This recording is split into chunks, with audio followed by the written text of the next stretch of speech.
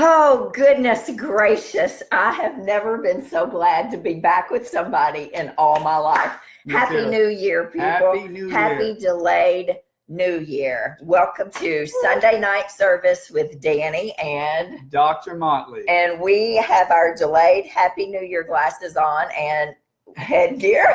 I wanted one of those little things you could blow out, but we don't have those. We don't have those. No, we missed our Christmas hats. I had naughty and nice Christmas hats. Oh. And, you had the naughty hat. I had the nice. We missed everything after his illness, and so we had a great show a month ago. It's been a solid month. A solid month. That was the Hashimoto show, right? It was. And that night he got really ill, and we're going to talk about that. But while we're waiting for people to log on, I'm just so glad you're back. I nearly cried when you walked in the door. Oh, I missed you a ton. You guys wouldn't believe how much I've missed. I mean, really, because it's like we didn't been doing this, and then all of a sudden just sort of like cold turkey. It was over instantly. Yeah. I'm telling you, people, that's how fast a person's life can change, right? And we're going to talk about that. People are logging on. Look, there's already like 20-something people on tonight. Everybody's wanting to see you. So anyway, we don't have to keep these on, but I've got a tank top on in the middle of winter while he comes in with a scarf because this is thyroid awareness. So this is my butterfly tank top for thyroid awareness, and I stink as well. I went to the gym. This is exactly what I wore to the gym. So I got to work out, man. I'm going to be 52 next week. Can you believe that? We got to celebrate. My birthday is over this thing, and yours, and we said we're getting together. I know, we're going to get together. We're going to celebrate. 52 years old. Unbelievable. Good Lord. Fantastic. So while people are logging on, we're going to talk a little bit of housekeeping things. This is Thyroid Awareness Week, or month, I'm sorry. So we'll be talking a little bit about thyroid awareness. But, we're expanding at Integrated Family Medicine. And have you seen the video? I did a video. I've seen parts of it. And yes. We took over the entire other building, and it's so exciting. And I just passed my certification for veggie steaming as of yesterday. I got the congratulations. Now, I missed 2 questions, and I am so mad about that because I am so anal about. Can I ask what the 2 questions? Well, one was about she had a vaginal lump or something, and the doctor wanted to lance it and all of this mess. And anyway, I missed that one, and then I missed one about she had a period. She was spotting. Anyway, you're safe with me. I am a certified veggie steamer now. I am so excited, as is Stephanie.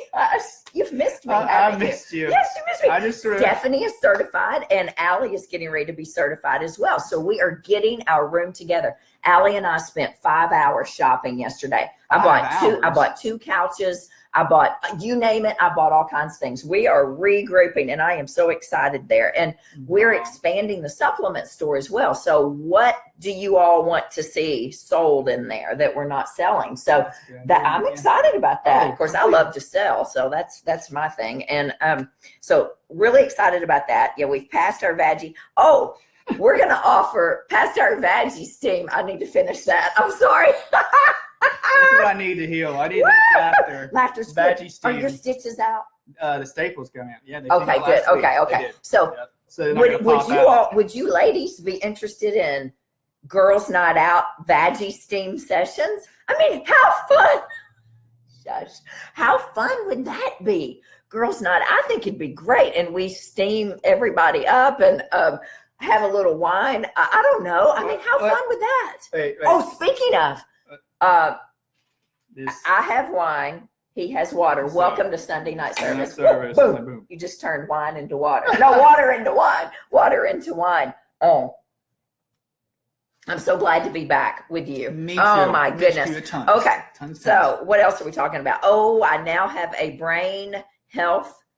certified brain health coach. Yep.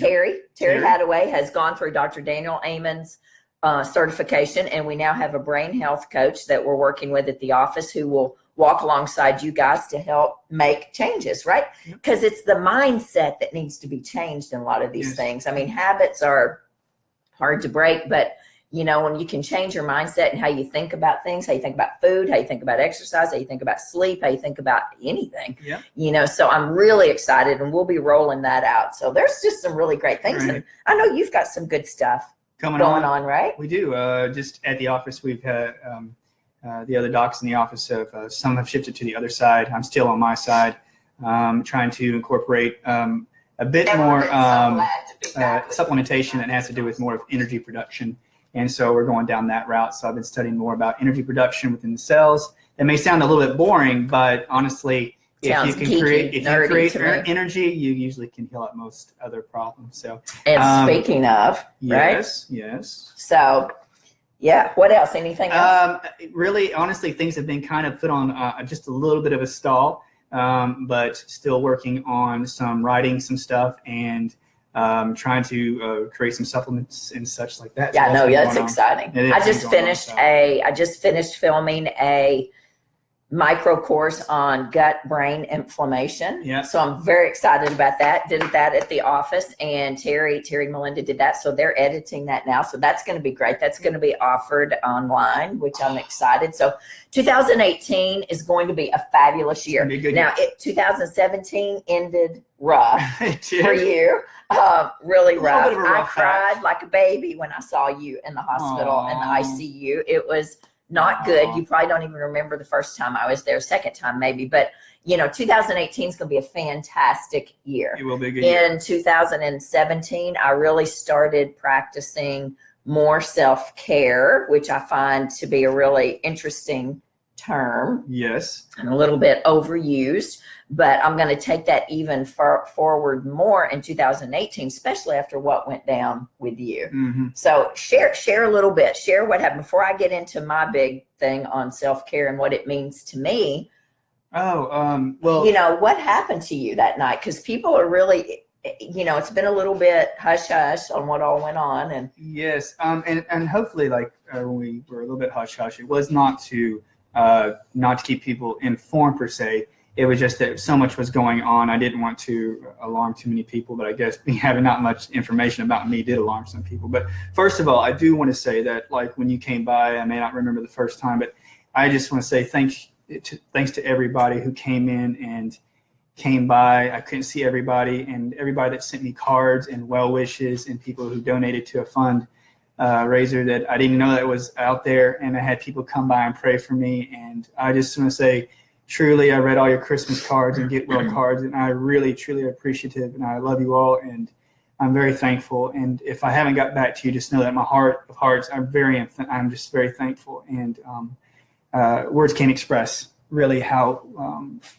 humbling and thankful I am that people show their love to me, and I'm thankful that I'm loved, and I hope that I can reciprocate that out to you guys coming year.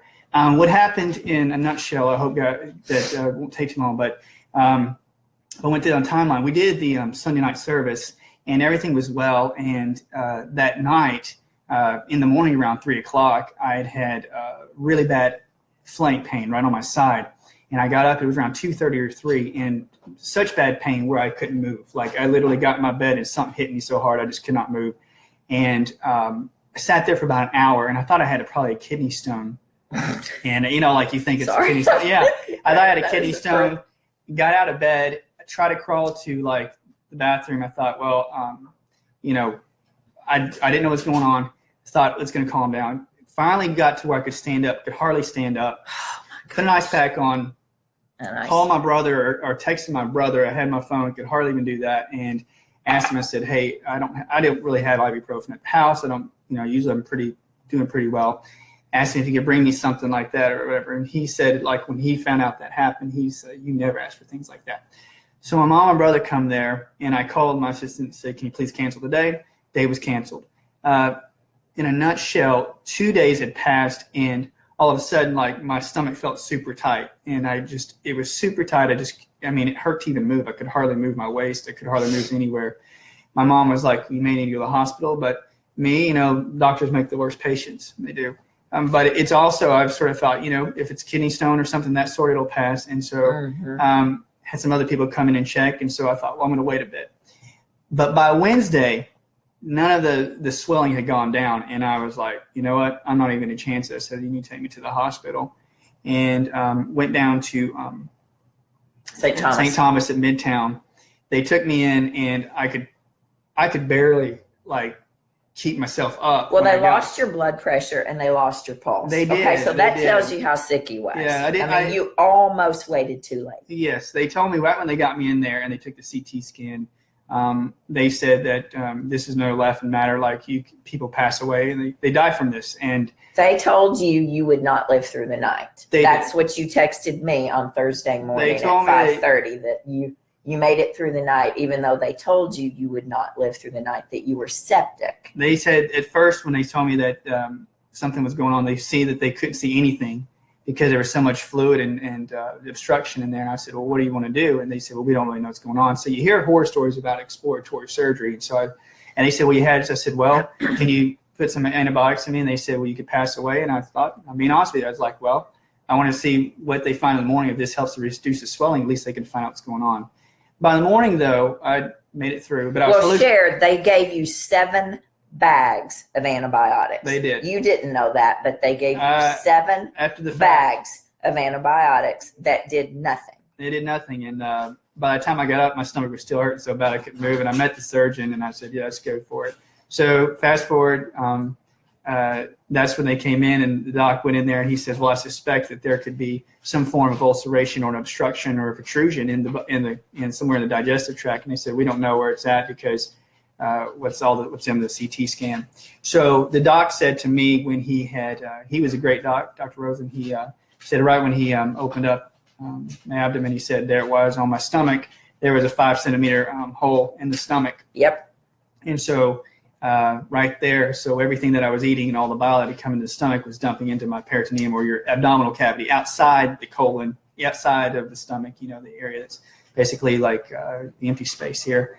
And they removed how many liters of bile? Because I was in the hospital room with you when they came in and said 5.5 liters of bile. Bile out of the stomach, out of the abdominal cavity. And 5.5 liters. 5.5 liters. You're not even big enough for that. Oh, I mean, when I got up, I felt so tight that I felt like it was going to pop open. And so they 5.5 liters. And the surgeon came in and he said that honestly, he's a very technical guy. He's not very emotional, that kind of guy. But he told me, he says, he said, if you would have waited 12 more hours, it probably wouldn't have been very good for you. And you hear people on TV say stuff about like being close to like dying, or they said, well, you have all these these talks and all these like conversations, but it is a different feeling when after the fact, when you realize you could have died, like that's a different feeling. I'm just thankful to God that they caught it and they could get it done. So we went through the surgery, and it took a little longer because they found that much fluid in there, patched me up, and thankfully, didn't have to go too far. That's where they found it. And a speedy recovery. They stapled me up, and they said that you're right. When I went in there and I was that sick, I saw myself in the mirror, and to make a little bit lighter note of it, I thought, I was like, I'll be fine. And I looked at myself in the mirror, and literally, guys, I'll just say I was pretty gray. Like I kind of like. Elizabeth says you were so gray that it was scary. I mean, there was no pulse, no blood pressure, and you were gray. You were fading. Yeah, I tried to check my own pulse. I was like, and I couldn't feel it, and that kind of alarmed me because I check pulse all the time on people, and I was like, and when they did that, it did alarm me, and I knew something was going on when I got in the hospital, guys. Backtracking, and this is the funny part. I was like hallucinating from, I guess, being septic. I literally could see, like, if I saw Dani, I could see Dani. And then when I blinked my eyes, the next time I opened my eyes, I would see events or photos in my brain of things happening like 5 or 10 years ago, clear as crystal. Oh. And I would look at it, and colors would be different, like orange and blue and green. And then I blink my eyes, and the person would return back into view. And I knew something was up then. And after that was happening, I kept seeing stuff like, I was telling you, like I kept seeing stuff like cupcakes and flowers, and then, but after I got done out of the surgery, like the painkillers made me hallucinate anymore. And I've got a pretty funny video my sister made of this. Anyway, but thankfully, after the surgery, they told me that, it'll take a little bit of time to recuperate, of course. But they said that I recovered quicker than most people did. and I do, I owe it to good care and good supplementation. I do say this though, for a while, for like 2 or 3 months, I've had a small pain in my stomach, which I just attributed to maybe like an old infection or something of that sort. But the doctor says, stress can do quite a bit of that. And I used to have a lot of stress signals when I was a kid. I used to always a little worry here and there. And I think that now that after it's over in the whole ordeal, the amount of stress now after I've gone through this and been able to completely just do nothing, I see the things that did stress me there even you go. more. Bingo. And it's almost like you just took all the crud off the top and you have nowhere else to go. Like your body and your brain. So now you're a clean slate, and you need to keep it here, correct? Who has talked to you about this for 2 years? Who?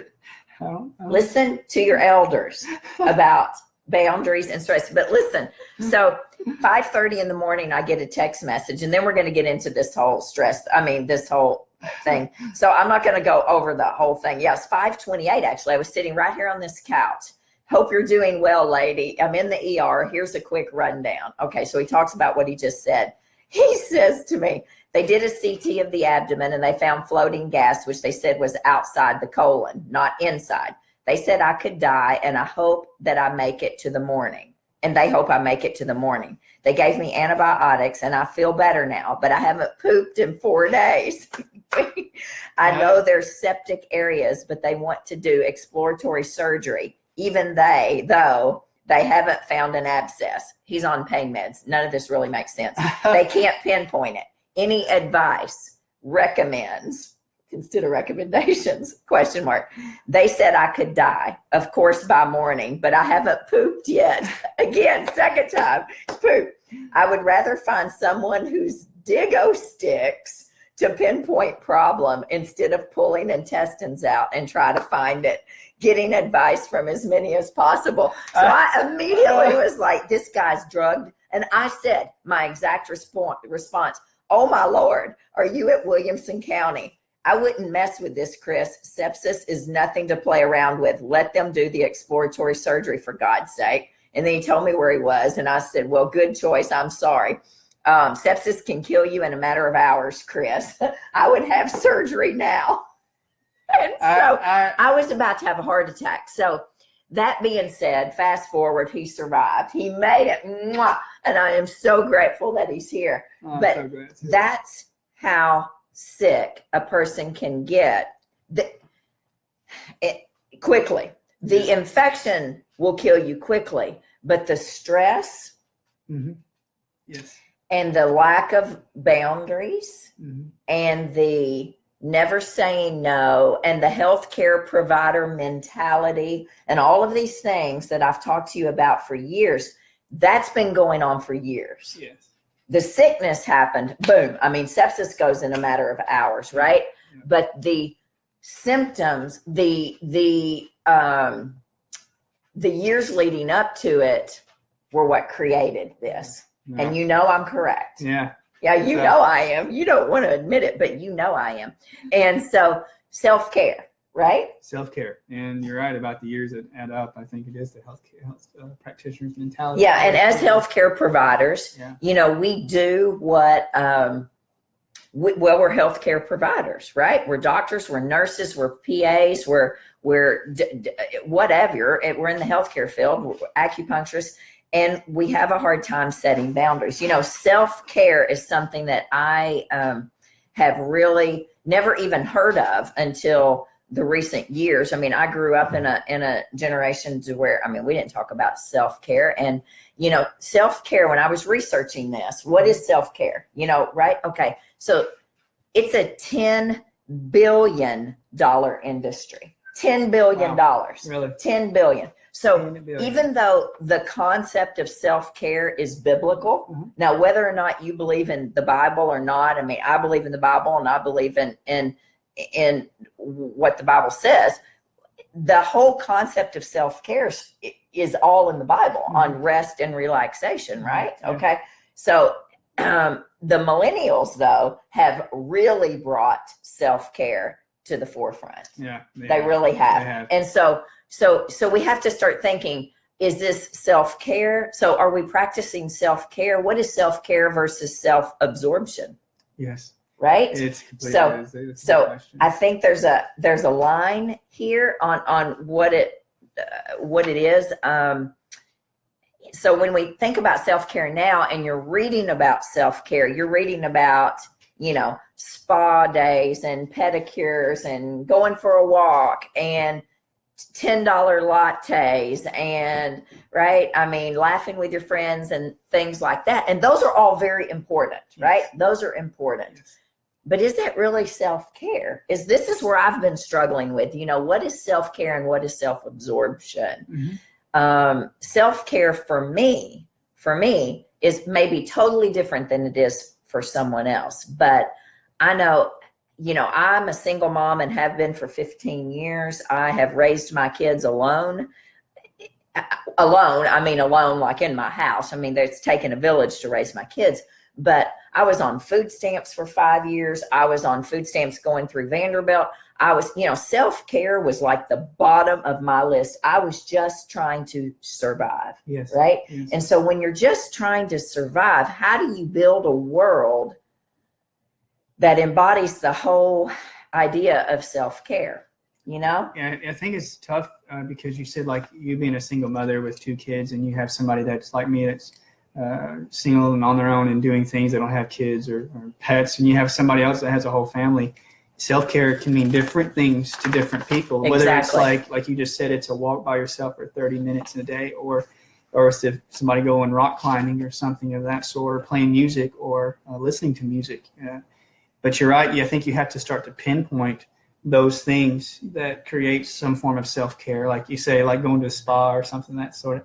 I think that we've been raised in this culture, whereas if you have self-care, sometimes some of us can think that we're being prideful, or we're thinking too highly of ourselves, or we're self-absorbed if we try to do something for ourselves. Because, if you're raised in certain types of homes, some people say, in a sense, suffering or going through the hard times is what hones you. And it does make you stronger, and I do believe that.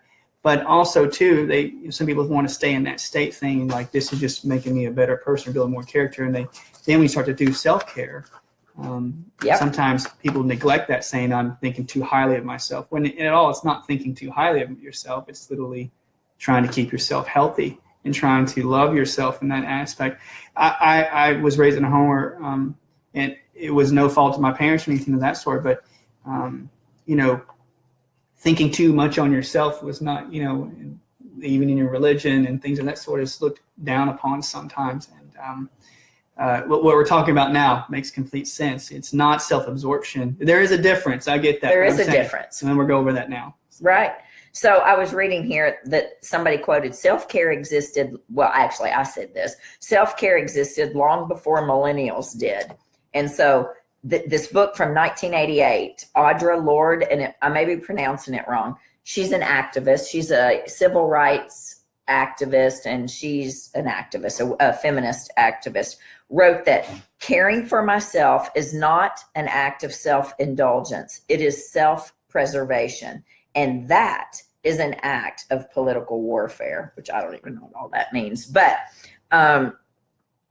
it's not an act of self-indulgence when you care for yourself, when you live a life that actually cares for yourself. For me, that means rest, relaxation, and setting boundaries with people. Exactly. That to me is self-care. Getting a pedicure, getting a manicure, going for coffee with my friends. For me, that's not self-care. That's a luxury, quite frankly. Exactly. I mean, as a mom who's paying all the bills for everybody, that's a luxury. That's not self-care. But actually, for me, what is self-care to me? Protecting my Sundays. That's huge for me. And us doing this on Sunday night is a big deal for me, because I don't do anything on Sunday. I go to church and I prepare for the week for Sundays. I mean, for on Sundays. But for us doing this is a ton of fun for me. So this is good.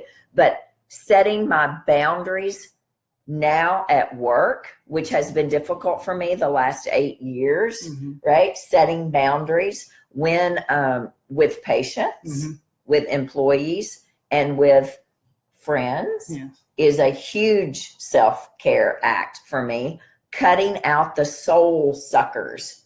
So Victoria had mentioned on here earlier about that. When I talk about setting boundaries, we all deserve boundaries. From, if you believe in the Bible, Jesus had boundaries. Heck yes, he had boundaries. He rested. He would retreat, right? Get away from the he crowds. would get away. He would go pray, whatever it is that he did.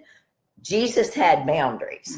I am no way near Jesus, and neither are you. You may look like Jesus, but I'm not Jesus. There's only one, and it's not me for darn sure. But when I got rid of two people, I cut ties with two people 2 years ago in my life, two people who had been in my life for years, two women. They were two women. They sucked the life out of me. Absolutely sucked the life out of me. Everything, it didn't matter. It was never positive. Anytime I called them, anytime I asked them to do something, it was always negative. And I finally made a decision. You know what?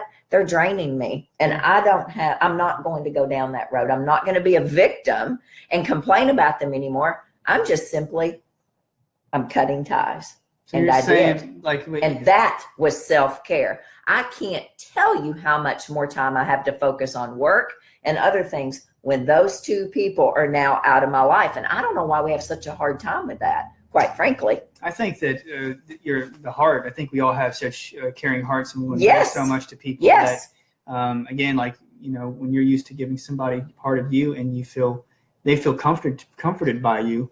And I think that people who are of, I hate to say lower resonance, or somebody who's not of just differing energies, and they feel how good they feel with you. People always are attracted to people that make them feel good about themselves. They are. And that's just but I'm saying this, but the thing is, when you've got used to giving them that, your body got used to doing it over and over and over again, and then finally something just finally woke up. But you're saying this is what I'm saying too, with your philosophy. I say this, you say self-preservation. To me, what it sounds like is, for you, is it's more of a philosophy. Instead of getting manicures and pedicures and stuff, which is your event, you're saying it's more like a philosophy, I'm laying down my boundaries. It's a philosophy of life that I'm grabbing onto now. That's exactly right. That's what self-preservation so that for me, I can live the life that I was designed to live. That's right. Yeah. And it is a philosophy to me, but it's taken me 50 years to figure that out. 50 years. Well, yeah, I'm 52 now, so I figured that out 2 years ago. And my life is so much better. I'm still under a lot of stress, but man, I have got some boundaries. I really do. And I'm going to bed at 9:00.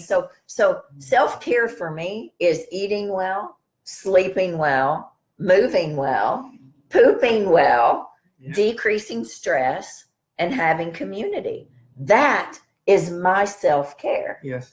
Yeah. And if you've got a problem with that, then I can't help it, because I am no longer going to be a slave to what everybody else thinks of me. Exactly. Period.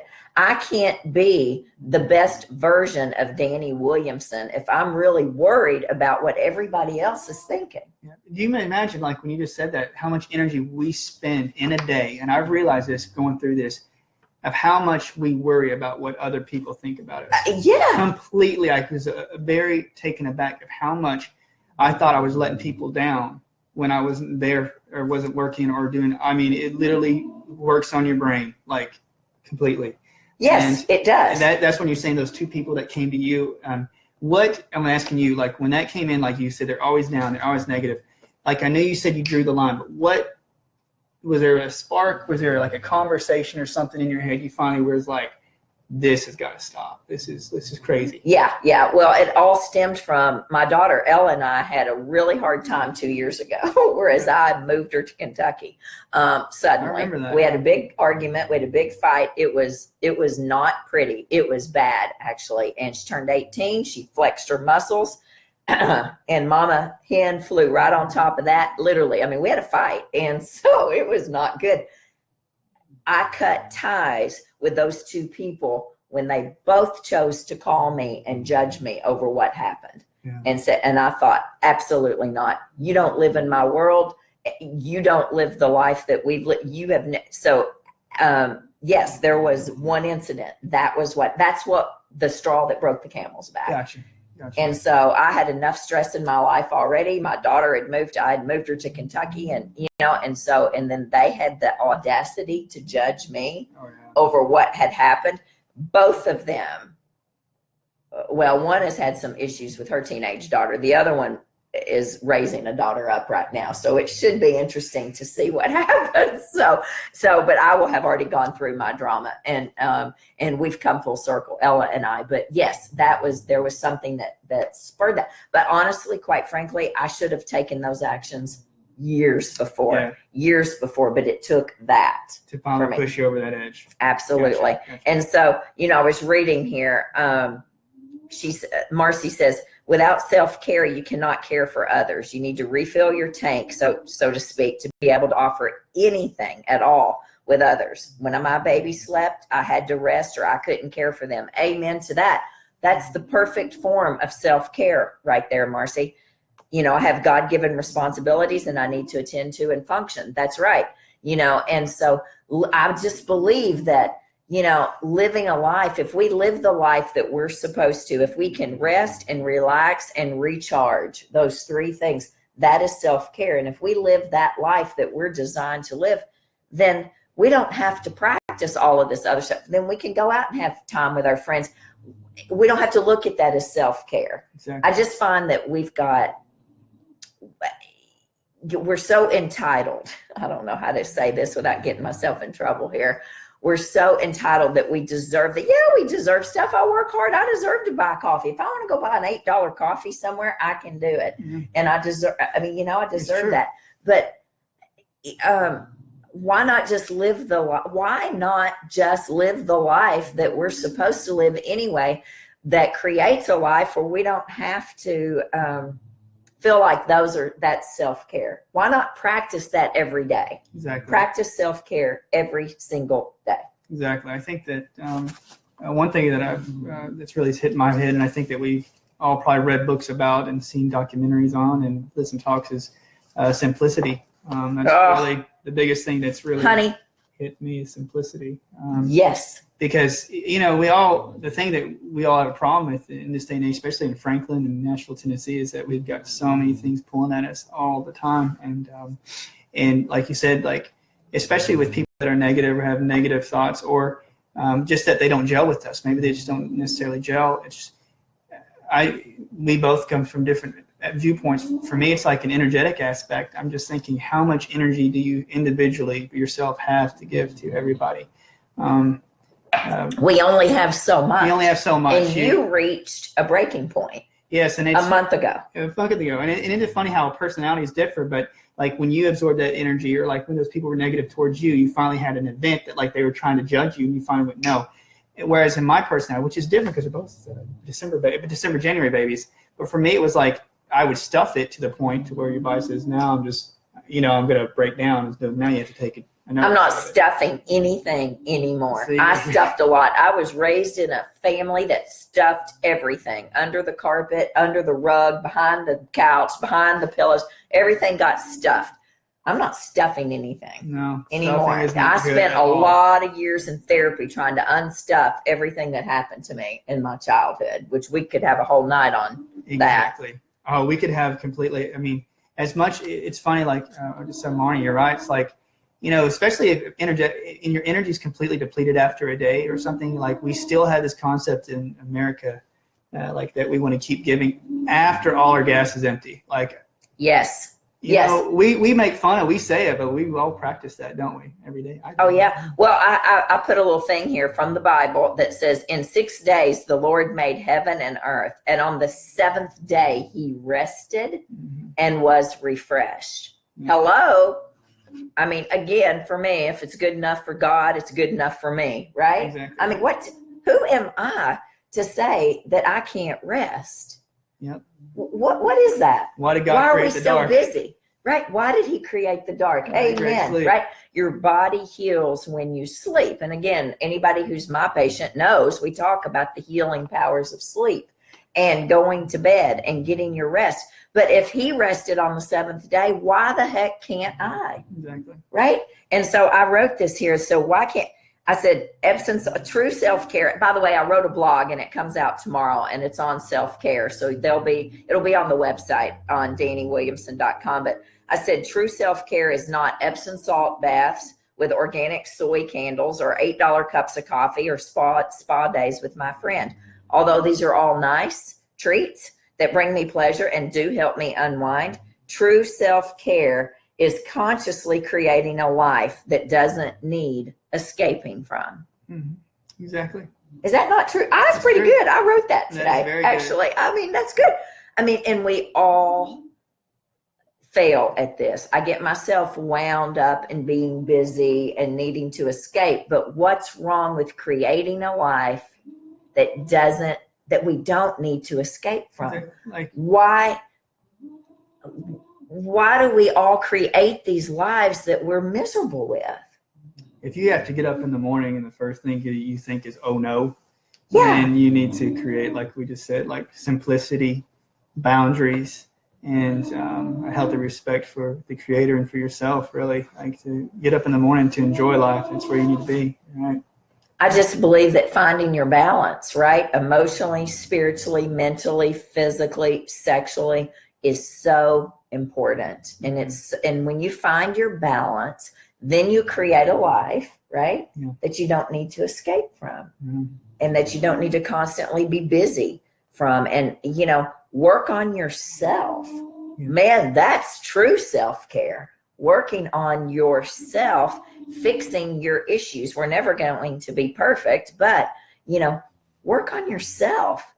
What's so scary about that? I think that we are like working on yourself and getting yourself into alignment with not just yourself, with your energy, like you just said, every part aspect of your life, but if you can feel a healthy flow go through your body and alignment with God, I think that there's nothing wrong with that, to spend an hour or two a day just to try to find that. Like, the concept of prayers and meditations for 30 minutes to an hour a day, it's like most of us think we don't have that time. I mean, that's a philosophy of life. Like, you should say, like, that is the most important thing, but what do? We don't do those kind of things. Well, we don't. And, I'm at a season now in my life where I have come through the working 2 and 3 jobs, being on food stamps, going to school full time, raising babies, moving to a city where I didn't know I knew one person here. I mean, I've gone through the idea of there was no self-care. I mean, I could have done it. Mm-hmm. I didn't know. I was caught up in the cycle. So I understand self-care for me now at this season in my life looks completely differently than it did to me 10 years ago, or to the single mom or the single dad right now who is working their tail off trying to just pay the bills and keep the lights on and the roof over their head. I completely get it. But I could have found ways to have taken better care of myself. Yeah. I could have. Yeah. But I was so wound in this, what is it, a gerbil wheel? Yeah. Hamster wheel? I don't know what it is, a hamster wheel. I mean, I didn't see any way other than what I was doing. And for me, I should have leaned more on my creator. I did not. Yeah. Again, it's taken me 50 years to figure this stuff out, that I wouldn't be anywhere without him. It's better 50 years than 60, though. Oh, yeah, no. Yeah. I'm going to be 60 in 8 years. Can you believe that? Yeah. 60 years old. Oh, my gosh. Isn't that crazy? I think 60. You're just a baby. But I am adamant about creating a life now that I do not have to escape from. And I'm telling you right now, if you can work on that, you won't be sorry, right? You won't be sorry. This will be a life when we die that they say, well done. Yep. That's what I want. If I died today, I want somebody at my funeral, or a bunch of people. Well, I don't want a funeral. I want some sort of big celebration of life. Yeah, right? And everybody stands up and tells crazy stories, about how, man, she lived life. And I did. Even in the worst chaos in my life going on, I lived life. I've got some stories to tell.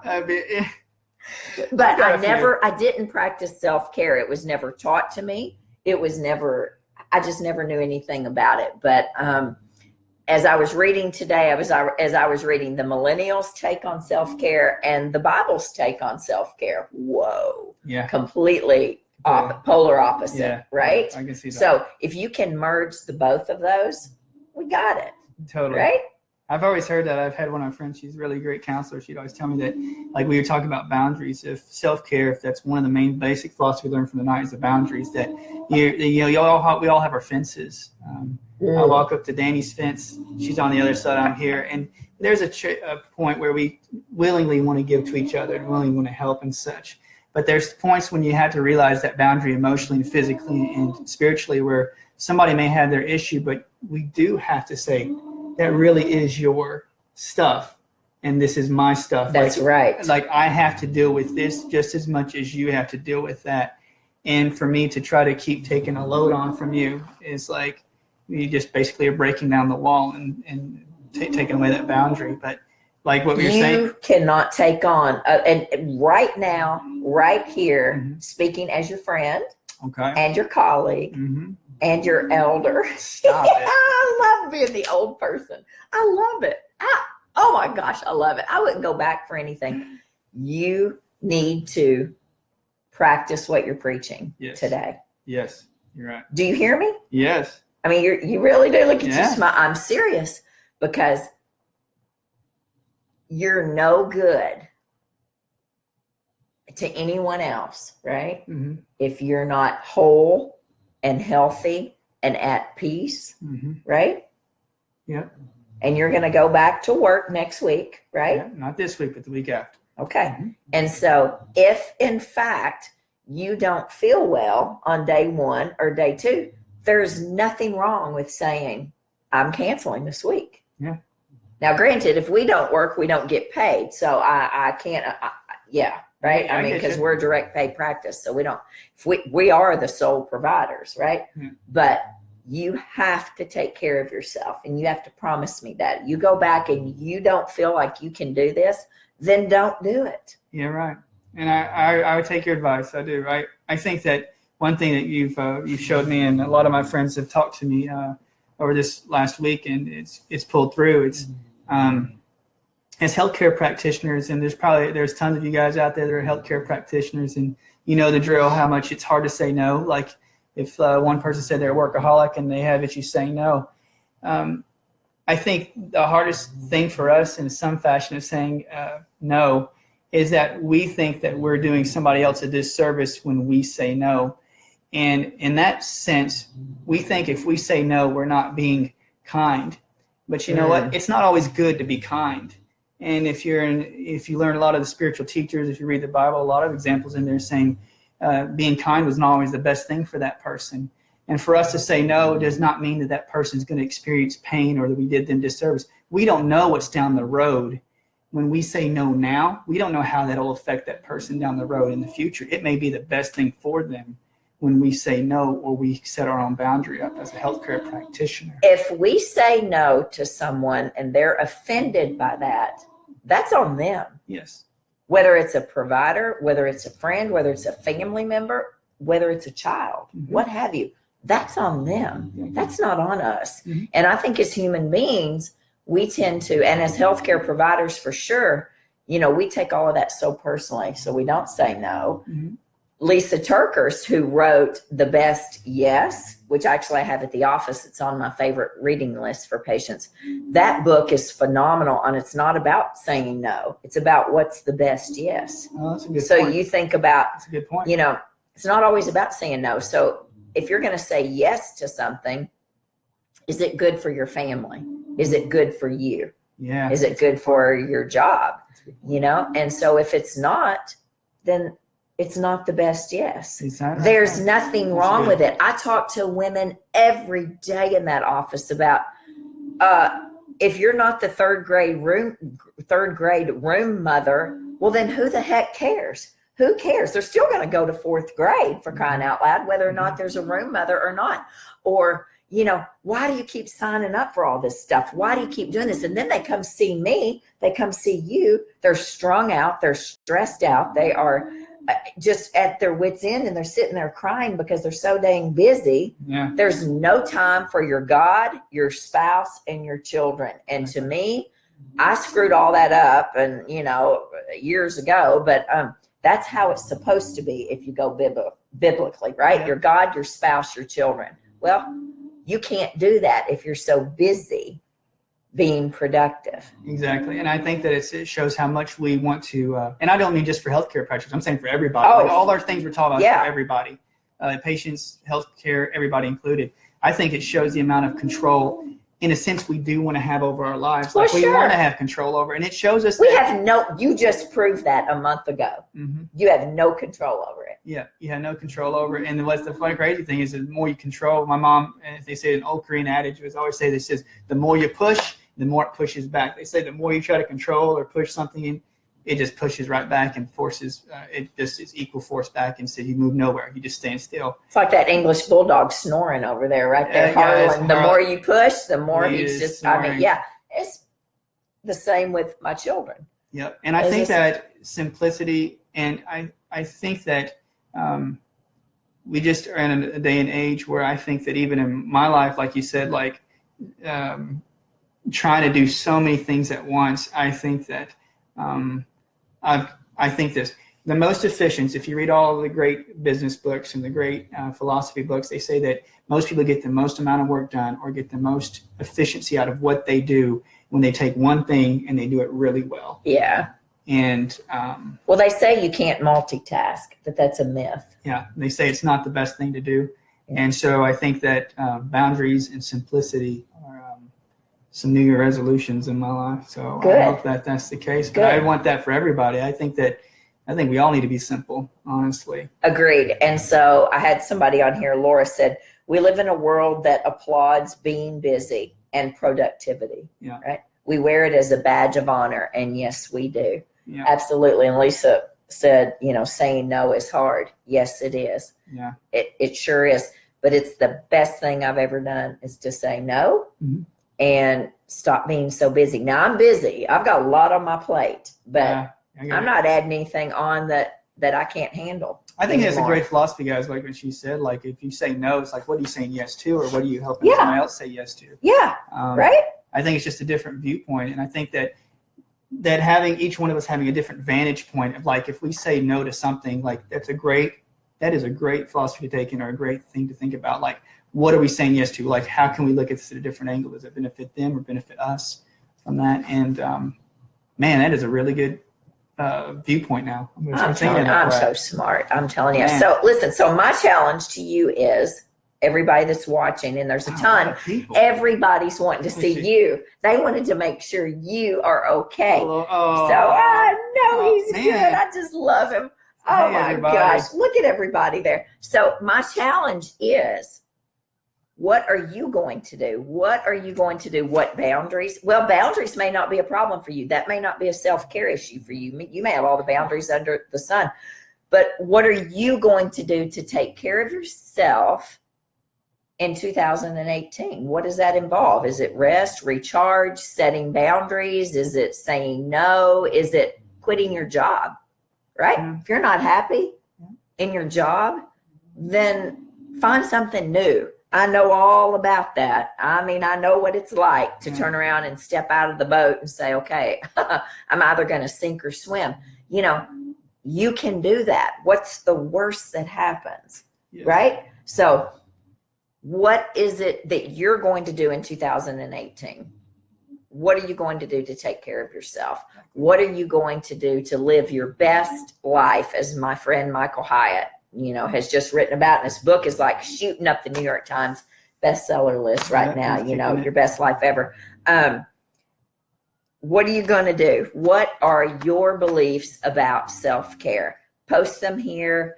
We are going to be talking next week on, what are we talking about? Detox or something? Yes, we're going to see how you need to detox properly for the new year. Yeah, detoxing for the new year. We're all behind because, he went off and got in the ICU and nearly died and all that mess. And so, it's just been terrible. So, sorry, guys. I know. I'm so glad everybody said hi and to see some friends of it. I mean, we've got all kinds of people watching tonight. And I'm really glad to see I challenge every single one of you to take better care of yourself. If you believe in Jesus, then good Lord, follow what he said, right? I mean, that can't get any better. If you're not a believer, then do what you believe, is best. And I know for me, it's resting, recharging, and setting boundaries. That's how I practice self-care.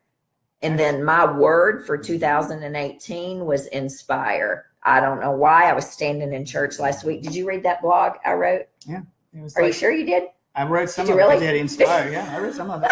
Yeah. When I was And, not and sleeping. my job, my word was inspire. And that's what I want to do for 2018. I don't know what that looks like. I don't know how I inspire people, but I try.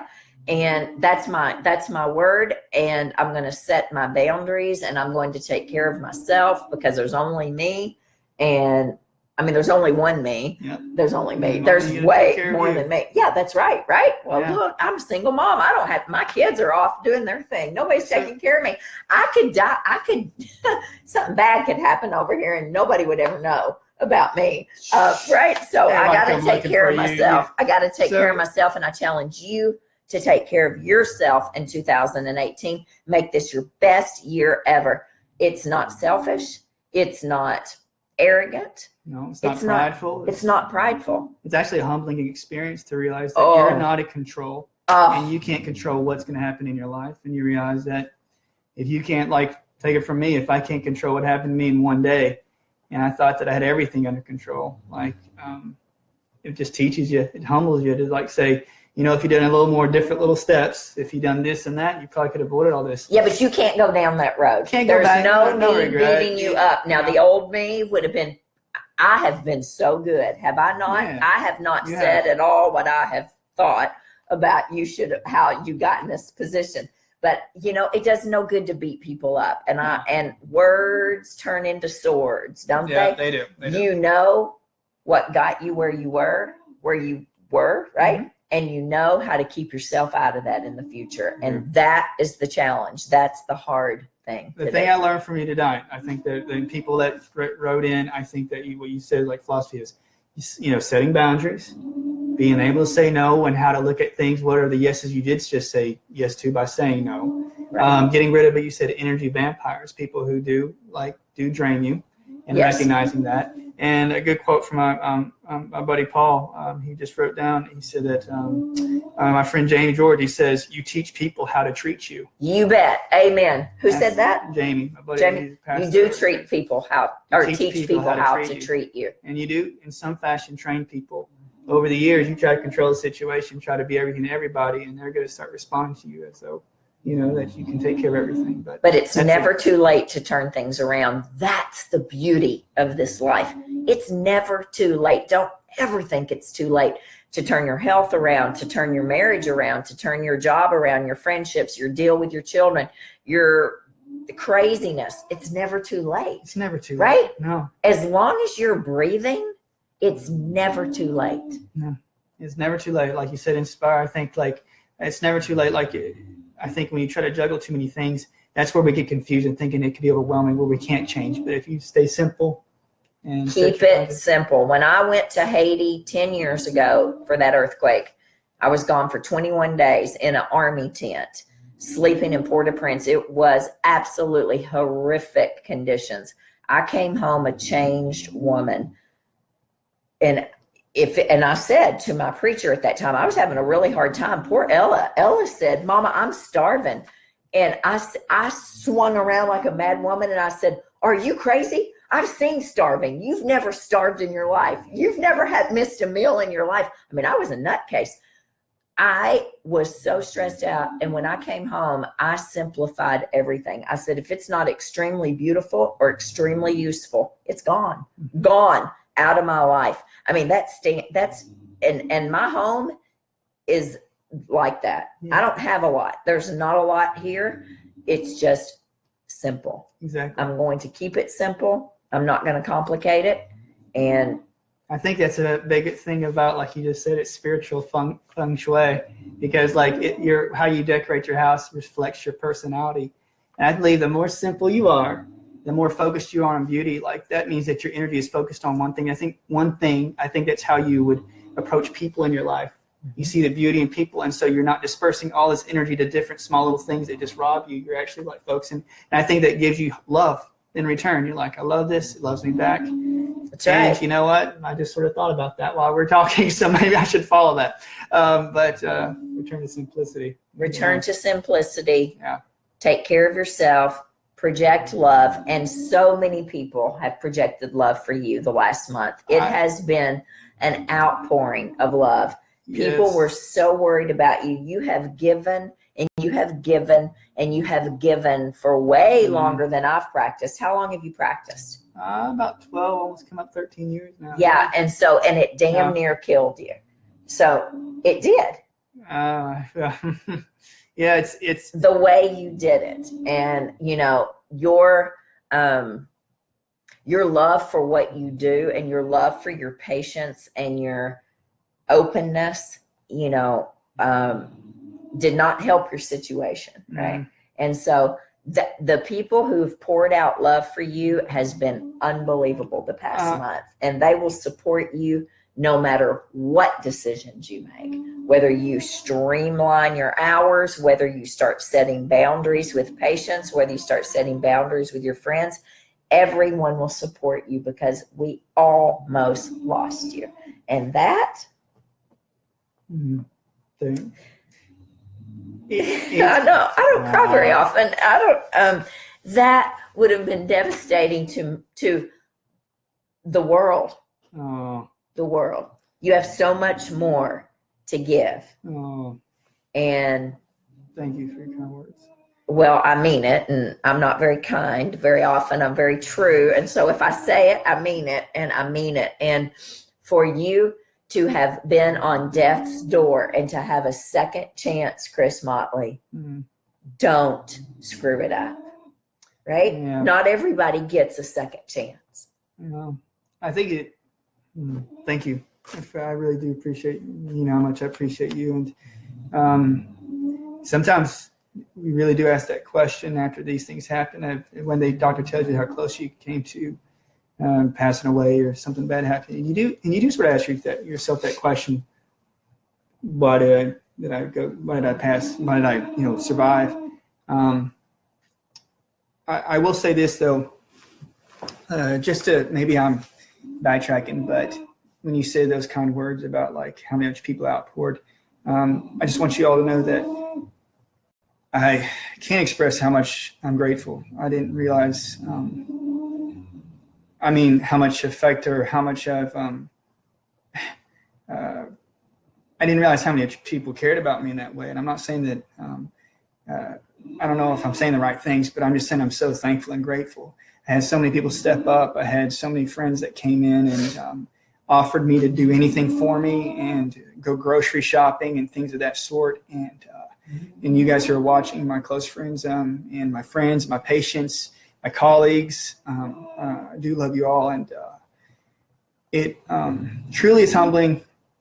I keep saying, but it is, because you don't think that when you give, a person like us, people who we give a lot, you just sort of think you're giving and you're just giving and giving and giving. And when something returns to you, you're not good at accepting something.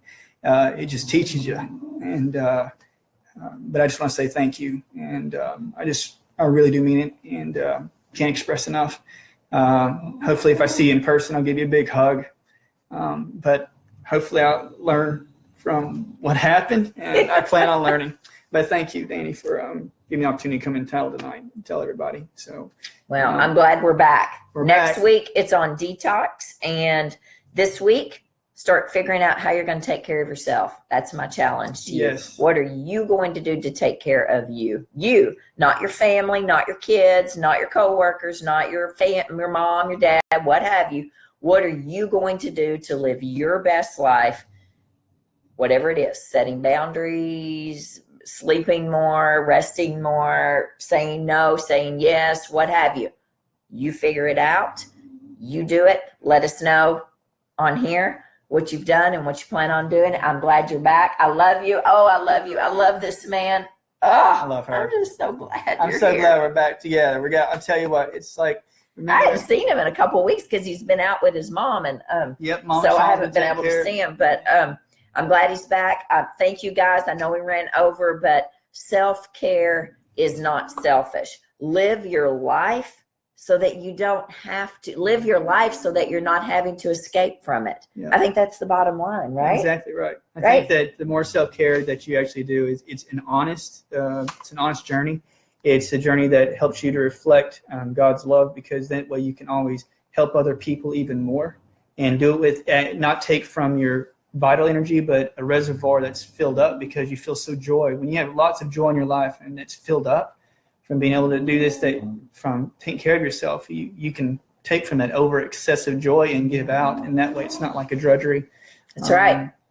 I think that's something we got to learn on this new year, but I'm really glad to see all of y'all. And I'm glad I'm back with Dani and all my friends and all my peeps. That's right. Happy New Year, you guys. Smiles. I know we're late. I know we're late on it. We're late on Happy New Year. We're running over as well, but Happy New Year. It's going to be the best year ever. 2018 is going to be phenomenal for every single one of us. Believe it. Mm-hmm. Make it happen. And if you hit a bump in the road, big deal. It's a bump in the road. Keep going. Right. All right. Get busy living and get busy dying. That's exactly right. We love you guys. Bye.